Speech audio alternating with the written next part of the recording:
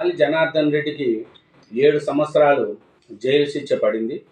Obulapuram mining కేసులో CBI న్యాయస్థానం శిక్ష ఖరారు చేయడంతో గనుల గాలి జనార్దన్ రెడ్డి, అతని సహచరులు మంగళవారం రాత్రి పోలీసులు చెంచులగూడ జైలుకు తరలించారు. ఈ కేసులో గాలితో పాటు ఆయన బావమర్ది శ్రీనివాసరెడ్డి, గనుల శాఖ అప్పుడు సంచాలకుడు రాజగోపాల్, గాలి సహాయకుడు మెఫేజ్ అలీఖాన్ను జైలుకు తీసుకొచ్చారు.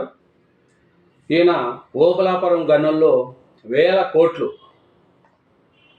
ఓబులాపురం అక్రమ తవ్వకాల కేసులో జనార్దన్ రెడ్డికి జైలు శిక్ష 7 సంవత్సరాల జైలు శిక్ష పడింది. అది తెలిసిందే. ఇంచుమించు ఈయన ఓబులాపురం అక్రమ మైనింగ్ కేసులో ఎట్టకేలకు నిందితులు శిక్ష పడింది. 15 ఏళ్ల పాటు సుదీర్ఘ సాగిన ఈ కేసులో న్యాయస్థానం గాలి జనార్దన్ రెడ్డికి 7 సంవత్సరాలు జైలు శిక్ష విధించింది.